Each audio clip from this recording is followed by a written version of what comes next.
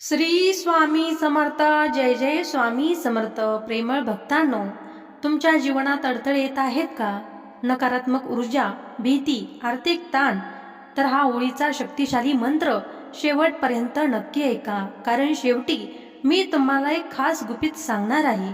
आजचा मंत्र आहे ओम अग्निदेवाय विद्महे नरसिंहाय धीमहि तन्नो अग्नि प्रचोदयात. हा मंत्र अग्नि तत्व आणि नरसिंह शक्ती जागृत करतो. अग्नि म्हणजे शुद्धी, नरसिंह म्हणजे संरक्षण. हा मंत्र 108 वेळा श्रद्धेने म्हटल्यास घरातील नकारात्मकता कमी होते, आत्मविश्वास वाढतो, अडथळे दूर होऊ लागतात. आता डोळे बंद करा, मनात एक इच्छा धरा आणि शांतपणे हा मंत्र पुन्हा म्हणा. खास गुपित म्हणजे हा मंत्र होळीच्या अग्नीसमोर किंवा दिव्यासमोर म्हटल्यास त्याची ऊर्जा दुप्पट होते. जर तुम्हाला असे शक्तिशाली आणि दुर्मिळ मंत्र दररोज हवे असतील तर चॅनलला सबस्क्राईब करा, व्हिडिओला लाईक करा आणि कमेंटमध्ये ओम अग्नी लिहा. तुमच्या जीवनात प्रकाश आणि समृद्धी नक्की येवो. जय श्री नरसिंह. आता आपण मंत्राला सुरुवात करूया. तत्पूर्वी तुम्ही चॅनलवरती नवीन असाल तर चॅनलला लाईक आणि सबस्क्राईब केल्याशिवाय पुढे जाऊ नका. ओम अग्निदेवाय विद्महे नरसिंहाय धीमहि तन्नो अग्नि प्रचोदयात. ओम अग्निदेवाय विद्महे नरसिंहाय धीमहि तन्नो अग्नि प्रचोदयात. ओम अग्निदेवाय विद्महे नरसिंहाय धीमहि तन्नो अग्नि प्रचोदयात. ओम अग्निदेवाय विद्महे नरसिंहाय धीमहि तन्नो अग्नि प्रचोदयात. ओम अग्निदेवाय विद्महे नरसिंहाय धीमहि तन्नो अग्नि प्रचोदयात. ओम अग्निदेवाय विद्महे नरसिंहाय धीमहि तन्नो अग्नि प्रचोदयात. ओम अग्निदेवाय विद्महे नरसिंहाय धीमहि तन्नो अग्नि प्रचोदयात. ओम अग्निदेवाय विद्महे नरसिंहाय धीमहि तन्नो अग्नि प्रचोदयात. ओम अग्निदेवाय विद्महे नरसिंहाय धीमहि तन्नो अग्नि प्रचोदयात. ओम अग्निदेवाय विद्महे नरसिंहाय धीमहि तन्नो अग्नि प्रचोदयात. ओम अग्निदेवाय विद्महे नरसिंहाय धीमहि तन्नो अग्नि प्रचोदयात. ओम अग्निदेवाय विद्महे नरसिंहाय धीमहि तन्नो अग्नि प्रचोदयात. ओम अग्निदेवाय विद्महे नरसिंहाय धीमहि तन्नो अग्नि प्रचोदयात. ओम अग्निदेवाय विद्महे नरसिंहाय धीमहि तन्नो अग्नि प्रचोदयात. ओम अग्निदेवाय विद्महे नरसिंहाय धीमहि तन्नो अग्नि प्रचोदयात. ओम अग्निदेवाय विद्महे नरसिंहाय धीमहि तन्नो अग्नि प्रचोदयात. ओम अग्निदेवाय विद्महे नरसिंहाय धीमहि तन्नो अग्नि प्रचोदयात. ओम अग्निदेवाय विद्महे नरसिंहाय धीमहि तन्नो अग्नि प्रचोदयात.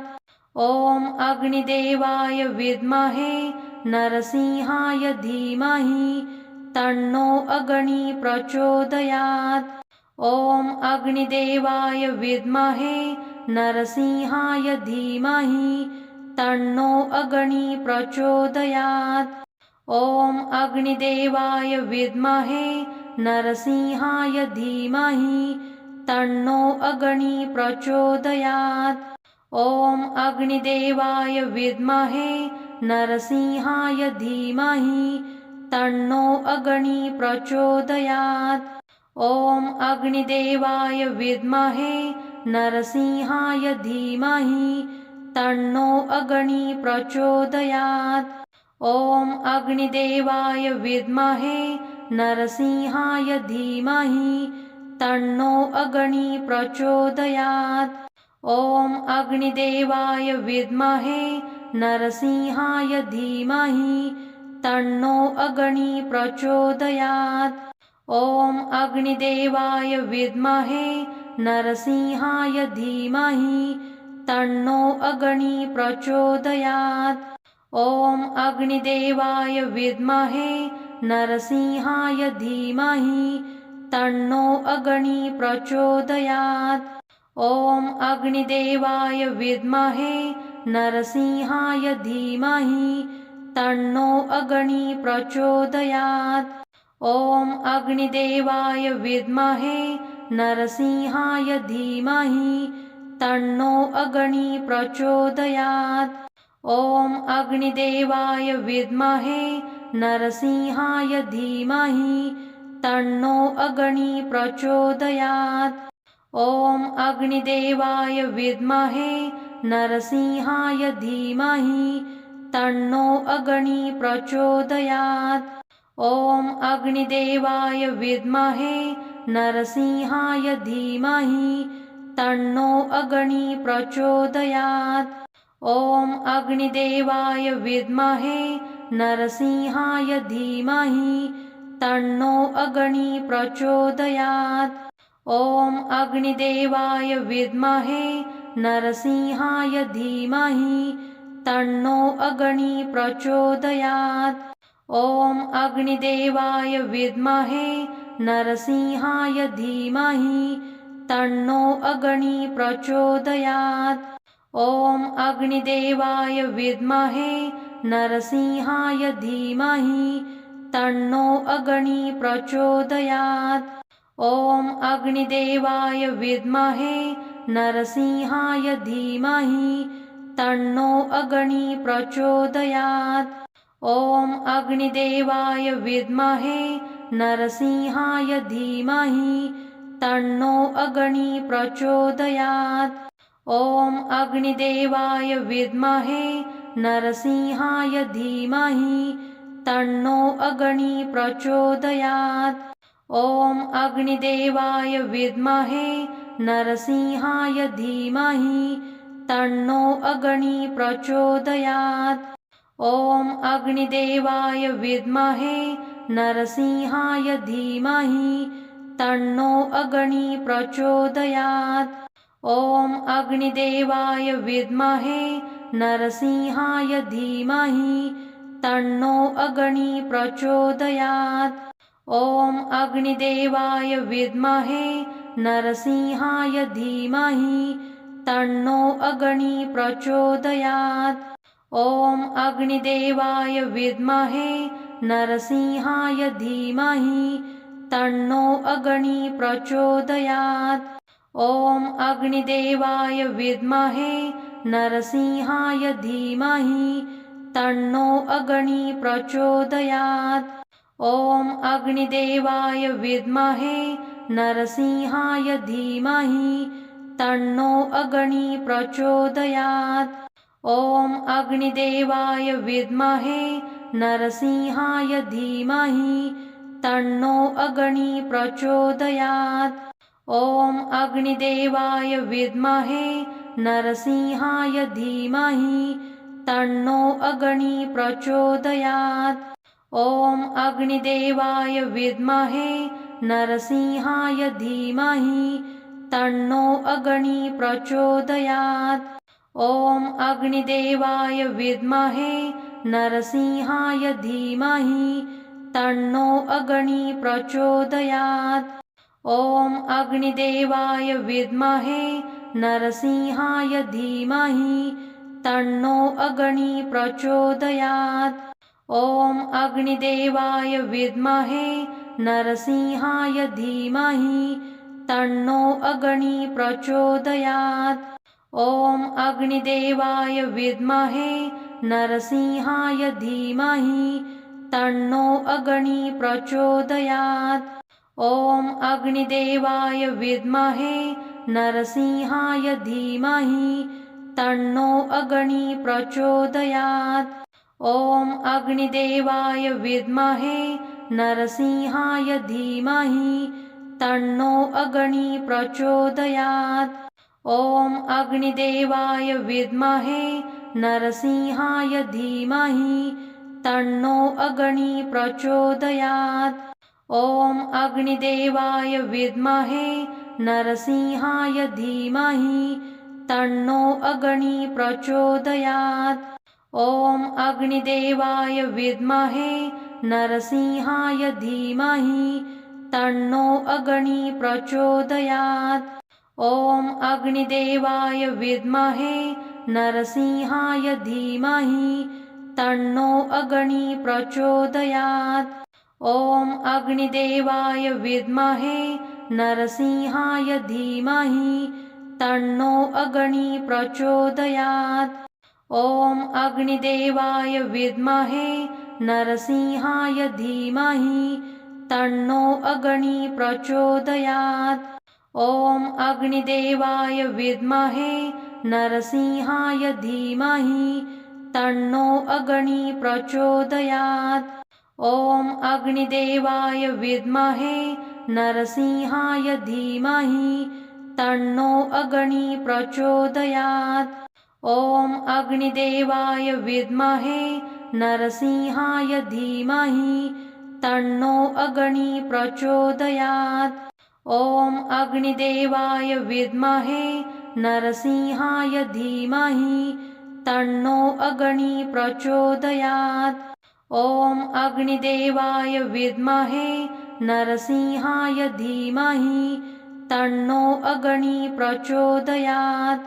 ॐ अग्निदेवाय विद्महे नरसिंहाय धीमहि तन्नो अग्नि प्रचोदयात्। ॐ अग्निदेवाय विद्महे नरसिंहाय धीमहि तन्नो अग्नि प्रचोदयात्।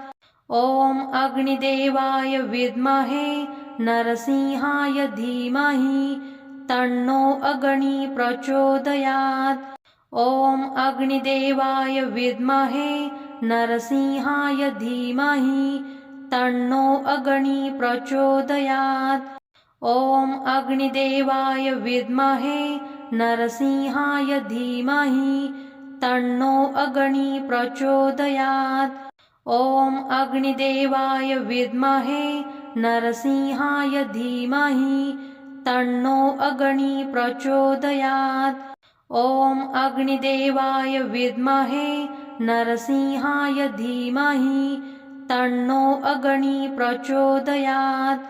ॐ अग्निदेवाय विद्महे नरसिंहाय धीमहि तन्नो अग्नि प्रचोदयात्। ॐ अग्निदेवाय विद्महे नरसिंहाय धीमहि तन्नो अग्नि प्रचोदयात्। ॐ अग्निदेवाय विद्महे नरसिंहाय धीमहि तन्नो अग्नि प्रचोदयात्। ॐ अग्निदेवाय विद्महे नरसिंहाय धीमहि तन्नो अग्नि प्रचोदयात्। ॐ अग्निदेवाय विद्महे नरसिंहाय धीमहि तन्नो अग्नि प्रचोदयात्।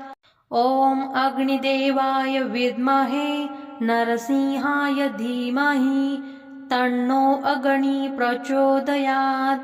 ॐ अग्निदेवाय विद्महे नरसिंहाय धीमहि तन्नो अग्नि प्रचोदयात्।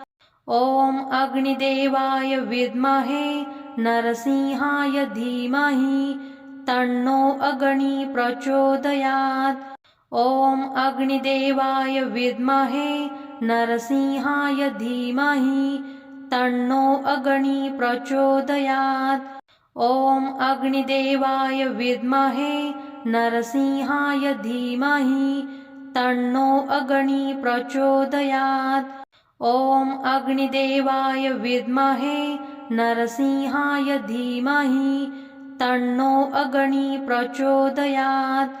ॐ अग्निदेवाय विद्महे नरसिंहाय धीमहि तन्नो अग्नि प्रचोदयात्। ॐ अग्निदेवाय विद्महे नरसिंहाय धीमहि तन्नो अग्नि प्रचोदयात्। ॐ अग्निदेवाय विद्महे नरसिंहाय धीमहि तन्नो अग्नि प्रचोदयात्। ॐ अग्निदेवाय विद्महे नरसिंहाय धीमहि तन्नो अग्नि प्रचोदयात्। ॐ अग्निदेवाय विद्महे नरसिंहाय धीमहि तन्नो अग्नि प्रचोदयात्। ॐ अग्निदेवाय विद्महे नरसिंहाय धीमहि तन्नो अग्नि प्रचोदयात्। ॐ अग्निदेवाय विद्महे नरसिंहाय धीमहि तन्नो अग्नि प्रचोदयात्। ॐ अग्निदेवाय विद्महे नरसिंहाय धीमहि तन्नो अग्नि प्रचोदयात्। ॐ अग्निदेवाय विद्महे नरसिंहाय धीमहि तन्नो अग्नि प्रचोदयात्। ॐ अग्निदेवाय विद्महे नरसिंहाय धीमहि तन्नो अग्नि प्रचोदयात्। ॐ अग्निदेवाय विद्महे नरसिंहाय धीमहि तन्नो अग्नि प्रचोदयात्। ॐ अग्निदेवाय विद्महे नरसिंहाय धीमहि तन्नो अग्नि प्रचोदयात्। ॐ अग्निदेवाय विद्महे नरसिंहाय धीमहि तन्नो अग्नि प्रचोदयात्। ॐ अग्निदेवाय विद्महे नरसिंहाय धीमहि तन्नो अग्नि प्रचोदयात्।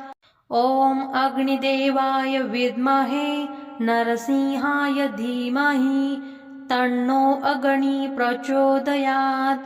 ॐ अग्निदेवाय विद्महे नरसिंहाय धीमहि तन्नो अग्नि प्रचोदयात्। ॐ अग्निदेवाय विद्महे नरसिंहाय धीमहि तन्नो अग्नि प्रचोदयात्। ॐ अग्निदेवाय विद्महे नरसिंहाय धीमहि तन्नो अग्नि प्रचोदयात्। ॐ अग्निदेवाय विद्महे नरसिंहाय धीमहि तन्नो अग्नि प्रचोदयात्। ॐ अग्निदेवाय विद्महे नरसिंहाय धीमहि तन्नो अग्नि प्रचोदयात्। ॐ अग्निदेवाय विद्महे नरसिंहाय धीमहि तन्नो अग्नि प्रचोदयात्। ॐ अग्निदेवाय विद्महे नरसिंहाय धीमहि तन्नो अग्नि प्रचोदयात्। ॐ अग्निदेवाय विद्महे नरसिंहाय धीमहि तन्नो अग्नि प्रचोदयात्।